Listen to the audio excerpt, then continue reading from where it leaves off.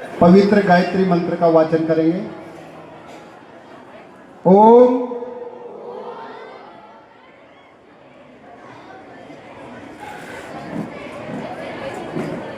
ये गायत्री मंत्र की आवाज आ रही है या कुछ और आ रही है बेटियों? सीधे होकर बैठे सब। ओम भूर्भुवः स्वः तत्सवितुर्वरेण्यं भर्गो देवस्य धीमहि धियो यो नः प्रचोदयात्। ओम शांति शांति शांति। सबसे पहले परमपिता परमात्मा का धन्यवाद करें जिसने आज का दिन हम सब के लिए सुदिन के रूप में, अच्छे दिन के रूप में दिया है। उन ऋषियों को कोटि कोटि नमन करें जिन्होंने ये वेद का पवित्र ज्ञान 1,96,08,53,126 वर्ष पूर्व त्रिपुष्ट पर्वत, जिसे आज तिब्बत के नाम से जाना जाता है, युवा अवस्था में स्त्री और पुरुष पैदा हुए, अवतरित हुए, उनको ये पवित्र ज्ञान जीने का और आत्म कल्याण के लिए, मोक्ष तक का रास्ता बताने के लिए दिया। मैं उन ऋषियों को भी कोटि कोटि नमन करता हूँ। मंच पर विराजमान सभी श्रेष्ठ जन, मेरे सामने विराजमान सभी भद्र पुरुषों, पूजा के योग मात्र शक्ति, युवा साथी और प्यारे बच्चों, मेरा बेटियों से विशेष निवेदन रहेगा। बेटियों, आपके ऊपर सबसे बड़ा खतरा है और आप सुन नहीं रही हो तो खतरे से बच नहीं सकोगी, इसलिए सावधान होकर सुनो। ये बात तो आप क्लास में कर लेना, बाद में कर लेना घर जाकर। हिंदू सम्मेलन क्यों किए जा रहे हैं, आप सब लोग विचार करें। हमें क्या आवश्यकता पड़ेगी हिंदू सम्मेलन करने की? कोई भी कार्य किया जाता है, किसी क्षेत्र में कोई अस्पताल खोला जाता है तो उसकी कमी होती है, भाई यहाँ चिकित्सा की कमी है इसलिए अस्पताल खोला जाए। विद्यालय में विद्यार्थियों की कमी होती है तो सारे अध्यापक जाते हैं गांव-गांव, ढाणी-ढाणी और बच्चों को भर्ती करते हैं। इसी प्रकार से आज हमारे जो संस्कार हैं, आज हमारी जो सामाजिक व्यवस्था है, ताना बाना है, उसमें कुछ कमी आ चुकी है। हमारा अध्यात्मवाद भी पाखंड और अंधकार, अंधविश्वास में फंस चुका है। इसलिए विधर्मी लोग हमको बहलाकर, फुसलाकर और अपने मजहब और पंथों में ले जा रहे हैं। इसलिए प्रबुद्ध जनों ने सोचा विचारा कि जो दुनिया की सबसे श्रेष्ठ उत्तम संस्कृति है, वैदिक सनातन संस्कृति, उसकी मान्यताओं को किस तरीके से धूमिल किया जा रहा है, राम और कृष्ण की संस्कृति को किस तरीके से तोड़ा जा रहा है, किस तरीके से इस्लामीकरण और मुस्लिमकरण हो रहा है, उसको कैसे रोका जाए, उसके लिए हम समझाइश का काम करने के लिए ये विराट हिंदू सम्मेलन करने जा रहे हैं। आप हम सब लोगों को विदित होगा कि हजारों वर्ष की गुलामी के बाद और हमारे देश को, आप हम सब लोगों को ये आज़ादी मिली, लेकिन आज़ादी के ऊपर आज पुनः फिर खतरा है। कोई माने या ना माने, लेकिन विस्तृत तरीके से जब जांच हो रही है, पड़ताल हो रही है, आपको सबको सूचना मिल रही है कि जम्मू कश्मीर से किस तरीके से हिंदुओं को पलायन करने के लिए मजबूर कर दिया गया, किस तरीके से भारत के पूर्व के 9 प्रांतों में हिंदू अल्पसंख्यक हो गया, खत्म हो गया, दक्षिण में केरल में खत्म हो गया, और मध्य भारत के बीच में जगह जगह मिनी पाकिस्तान और ईसाईयत बढ़ रही है। आपके ही राजस्थान में सिरोही से लेकर और बांसवाड़ा, डूंगरपुर, उदयपुर में ईसाईयत फैला चुकी है। आपके पंजाब में ईसाईयत का बहुत जबरदस्त काम चल रहा है और ये आग लगी है तो जलने के लिए आप लोगों को भी तैयार रहना पड़ेगा। हम जलें, हम खत्म हों, उससे पहले हम संभलें। सज्जनों, भद्र पुरुषों, बच्चों, आपको बहकाने के लिए संसार के चारों तरफ से लोग चल पड़े हैं। किस तरीके से आपकी, राम की और कृष्ण की संस्कृति को तोड़ा जा रहा है। धन के आधार पर हमारे सांस्कृतिक कार्यक्रमों को इस तरीके से पेश किया जाता है कि महापुरुषों के ऊपर लांछन लगाए जाते हैं भागवतों के द्वारा। हम समझ नहीं पा रहे हैं क्या हमारा योगेश्वर कृष्ण, जिसने धर्म की रक्षा के लिए और युद्ध के मैदान में खड़े होकर यजुर्वेद के दूसरे 40वें अध्याय के दूसरे मंत्र का उपदेश देकर अर्जुन को बचा दिया और महाभारत में धर्म की रक्षा करी, या उस कृष्ण को आज नचकैया, चूड़ी बेचने वाला, दही चुराने वाला, वस्त्र चुराने वाला घोषित करके क्या हम बच सकते हैं? विचार करने की बात है। एक व्यक्ति योगी है, एक व्यक्ति धर्मात्मा है, एक व्यक्ति राष्ट्र रक्षक है, एक व्यक्ति महाबली है। उसके चरित्र के ऊपर कैसे कैसे आरोप लगाए जा रहे हैं। वो हमारा आराध्य देव है, उसको कौन बचाएगा? क्यों जी, कौन बचाएगा उसको? राम के ऊपर भी कैसे कैसे आरोप लगाए जाते हैं। माता सीता को वन से निकाल दिया, घर से निकाल दिया, वनों में भेज दिया। क्या ये कहानी सच्ची है? अकबर को महान बनाकर, सिकंदर को महान बनाकर हमारे को कोर्स में पढ़ाया जाता है। तो फिर महाराणा प्रताप कौन था? शिवाजी कौन था? विचार करने की बातें हैं कि हमारे इतिहास को किस तरीके से तोड़ मरोड़ करके हमें परोसा गया है, और पास होने के लिए हमें वही लिखना पड़ेगा, अन्यथा हम फेल हो जाएंगे। हमें वहां नहीं पढ़ाया जाता, लेकिन ऐसे मंचों के माध्यम से तो समझाया जाता है, बताया जाता है सच्चे इतिहास को। आप सब लोगों को बड़े धैर्य से विचार करना होगा कि हमारी सनातन संस्कृति जो दुनिया में सूर्य की तरह चमकती थी, सूर्य की तरह जिसका प्रकाश होता था, जिसकी वीरांगनाएं अपने अस्तित्व के लिए खड़ग लेकर निकलती थी, और उसका प्रत्यक्ष उदाहरण तो अभी है हमारे लक्ष्मीबाई का। चमक उठी सन 57 में, वो तलवार पुरानी थी, बुंदेले हर बोलों के मुंह, हमने सुनी कहानी थी। ये वो वीरांगनाएं हमारे देश की जो अपनी आन बान और शान के लिए और अपना सर्वस्व न्यौछावर कर दिया। हमारे देश की आजादी के लिए जिन 7,32,680 युवा और युवतियों ने बलिदान दिया, अगर देश पुनः गुलामी की ओर चला गया तो फिर हमारे उन बलिदानियों का क्या होगा? जो 17 वर्ष से लेकर 40 वर्ष की उम्र में उन्होंने संसार के पदार्थों का भोग नहीं किया, संसार का सुख नहीं भोगा, लेकिन भारत माता को आजाद कराने के लिए हंसते हंसते अपने गले में फांसी का फंदा लगाकर झूल गए। हमें अपनी आजादी को बरकरार रखना है। आज जिन चीजों से खतरा है उनके बारे में अवगत करा देना चाहता हूं। सबसे बड़ा जो खतरा है वो है जातिवाद। क्या आप इस बात से सहमत हैं कि जातिवाद हमारे लिए बहुत कैंसर का काम कर रहा है? आज चुनाव आ रहा है अभी सरपंची का, गंदा सा गंदा आदमी अपनी जाति का है, उसको जी ये हमारी जाति का है, हम तो इसको वोट देंगे, चाहे ये अफीम पीता हो, चाहे ये शराब पीता हो, चाहे ये जुआ खेलता हो, और चाहे अपराध की दुनिया में सबसे बड़ा हो, लेकिन हमारी जाति का है जी ये तो। क्यों जी, ऐसा होता है कि नहीं होता है? एमएलए के चुनाव में भी यही होता है, सांसद के चुनाव में भी यही होता है। क्या इससे हमारा भारत राष्ट्र आज सुरक्षित रह सकता है? हमारे वीरों ने जिन्होंने बलिदान दिया, क्या ये सोचा कि मैं अपनी जाति के लिए? हमारे लोग जाति को नहीं समझा पाए हैं। आप एक जाति के लोग हैं या अनेक जाति के लोग हैं? बच्चों, आप एक जाति के हो या अनेक जाति के हो? तो क्या जाति है आपकी? हिंदू कोई जाति नहीं है, मनुष्य एक जाति है। हिंदू तो हमारा संप्रदाय है, मुस्लिम है, ईसाई है, हिंदू है, तो संप्रदाय है। हम आप कौन हैं? मनुष्य हैं। मैं आपके यहाँ 2022 से प्रत्येक विद्यालय में जाने का कार्यक्रम रखता हूँ, और सबसे जो बड़ा जहर है जातिवाद का, उसका बच्चों के माध्यम से समझाने का प्रयास करता हूँ। तो आप सब लोगों से निवेदन है कि मनुष्य एक जाति है, इसको मानते हो कि नहीं मानते हो? तो फिर ये कौन है? ये जाट है, ये गुर्जर है, ये माली है, ये बामण है, ये बनिया है। ये कौन है? ये हमारे वर्ग हैं।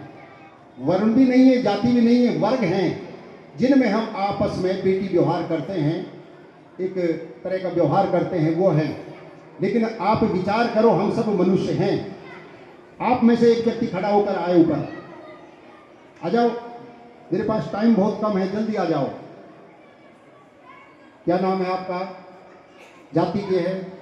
ये ब्राह्मण है, देखो अशोक कुमार जी। ब्राह्मण के अलावा कोई दूसरा व्यक्ति आए जो ब्राह्मण न हो, अपने आप को ब्राह्मण नहीं मानता हो, फटाफट आओ।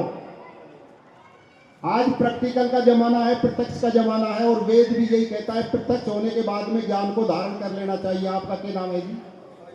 आयुदान जी। जाति के है? जाट। अब दोनों को देखो, गौर से देखो। अगर ब्राह्मण को परमात्मा श्रेष्ठ बनाता तो या तो इनके कान सोने के बनाता या नाक सोने की बनाता। है क्या? दोनों की नाक कैसी है? इनके हाथ को खड़ा करके देखो, दोनों हाथ खड़ा करो। दोनों में 5 अंगुली और 1 अंगूठा है। और डॉक्टर से डॉक्टरी मायना करवाया जाए तो इनके अंदर हृदय, गुर्दा, फेफड़ी, किडनी, वादी सब एक जैसे ही मिलेंगे। और चाहे अमेरिका से कोई व्यक्ति बुला लो, उसको भी यही मिलेंगे। इससे सिद्ध होता है कि मनुष्य एक जाति है जिसकी दोनों आंख नाक के पास हैं, नाक से नीचे मुंह है, कान दोनों के नहीं है। अगर जाति का भेद परमात्मा करता तो आप देखिए गाय की जाति, जिसके एक पूंछ लगा दी और 2 सींग लगा दी, 1 टुड्डी लगा दी। क्यों जी? जाति भेद हुआ कि नहीं हुआ? भेड़ को देखिए, बकरी को देखिए, ऊंट को देखिए, शेर को देखिए, कुत्ता को देखिए, बिल्ली को देखिए, जितनी भी अनंत जो योनियां हैं, ये सब जातियां हैं। तो मनुष्य एक जाति है। जब आपको राष्ट्र को रक्षा करना है, अपनी संस्कृति की और संतानों की रक्षा करना है, तो आपको इस एकता के सूत्र में बंधना ही होगा। वरना वेदा महंतम पुरुषम महंतम आदित्य वर्णम तम से परस्ता तमो विदित्याति मृत्यु मेति नान्या पंथा विदते अनाय। आपको मृत्यु के गाल में जाने से फिर ब्रह्मा भी आकर रोक नहीं सकता, अगर इसी तरीके से जातिवाद में आप बटकर लड़ते रहे। पानीपत की तीसरी लड़ाई में ये जातिवाद के कारण ही शिवाजी हार चुका था।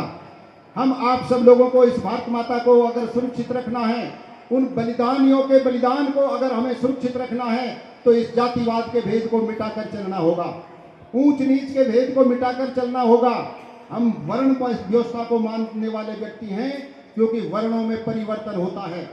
जात जन्म से मरने तक ना बदले कभी किसी की, और वर्ण कर्म से बनते हैं ये साची बात ऋषि की। चारों वर्ण मेल से रहना सारी दुनिया जानेगी, सारी दुनिया आपके पीछे चल पड़ेगी। जब चारों वर्ण ब्राह्मण, क्षत्रिय, वैश्य और शूद्र एक लाइन में चलकर एक फर्श पर बैठकर भोजन करेंगे, एक विद्यालय में विद्याध्ययन करेंगे और सारे एक साथ भारत माता के साथ उठ खड़े होंगे, तब आपका विश्व में डंका बजेगा। और जब इस मार्ग पर चले थे, जब हम विश्व गुरु कहलाते थे, तब हमारा राजा चक्रवर्ती राज्य को प्राप्त करके दुनिया के लोग हमें बेटी विवाह के लिए बारात लेकर आने के लिए बुलाते थे। हमें वही मार्ग को अपनाना है, अन्यथा लगी है आग उपवन में, इसे फिर कौन बुझाएगा। झुलस जाएंगी ये कलियां, फूल कौन खिलाएगा। जातिवाद के जहर ने हमारी संस्कृति को, हमारे समाज को, हमारे राष्ट्र को कमजोर कर दिया है। क्या इस बात को आप मानते हो या नहीं मानते हो?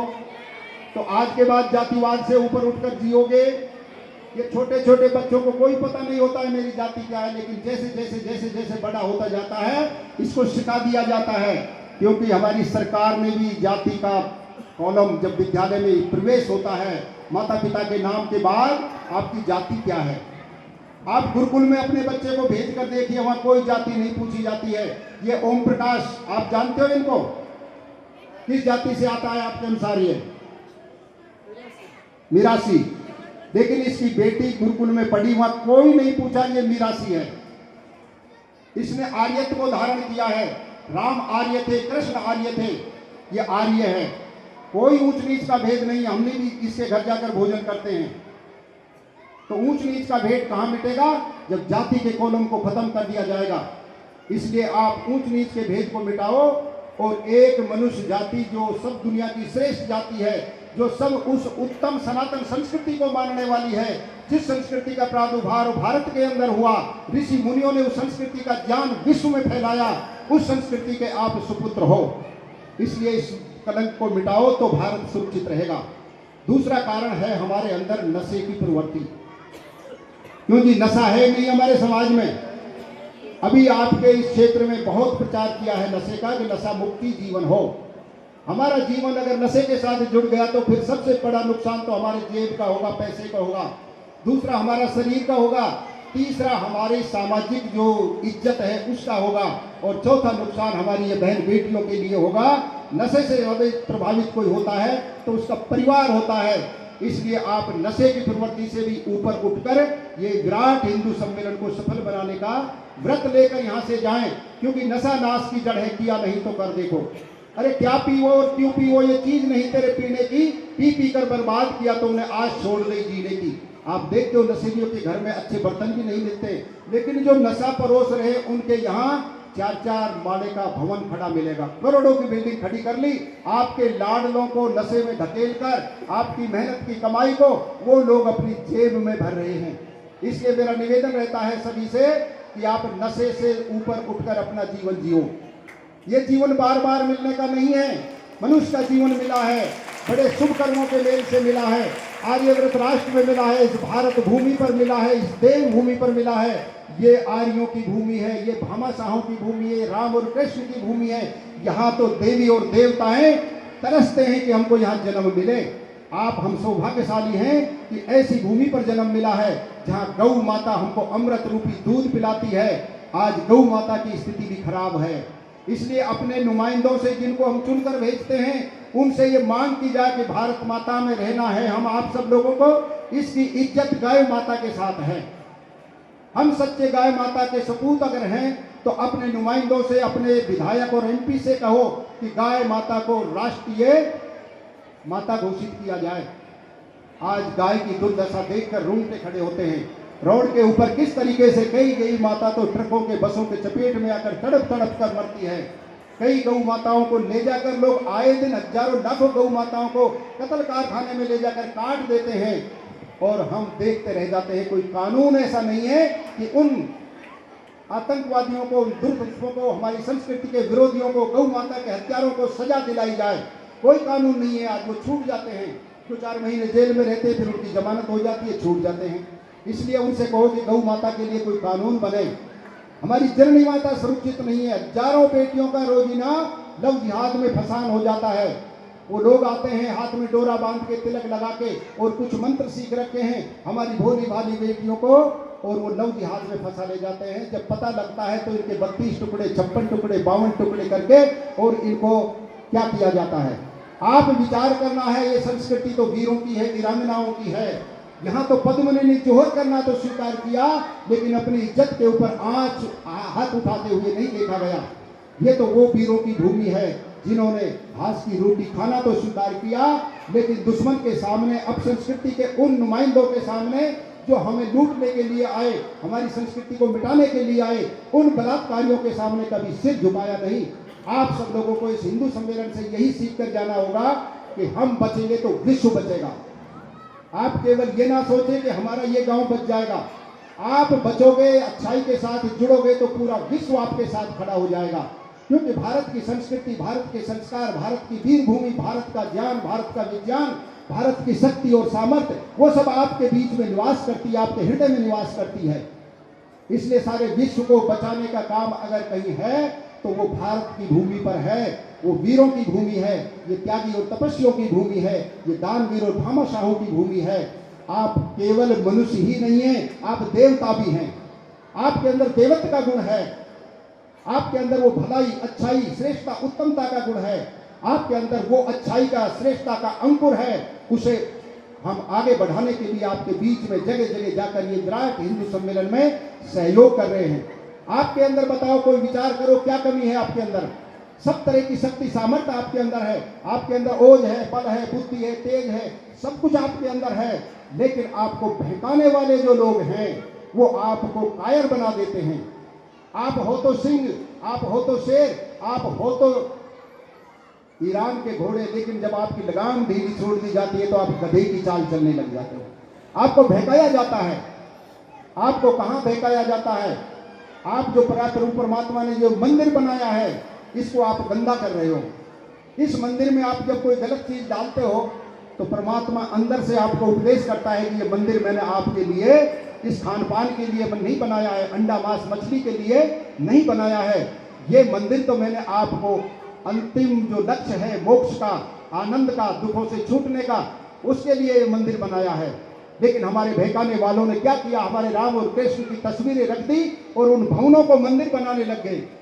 वहां ना वो भगवान तुम्हारा ना बोलता है, ना सुनता है, ना खाता है, ना पीता है, ना तुम्हारी रक्षा करता है। इसके प्रत्यक्ष उदाहरण है। आपने सोमनाथ के 2 बार 3 बार जब मोहम्मद गजनबी ने लूटा तो वहां का शिव जी ने आंख ही नहीं खोली और आज तक नहीं खोल रहा है। 17 बार आपकी मथुरा को लूटा, काशी को लूटा, हजारों लाखों मंदिरों को तोड़ दिया। उन्होंने बैठा हुआ एक भी भगवान नहीं बोला। और प्रत्यक्ष उदाहरण तो अब कोरोना काल में देख लीजिए।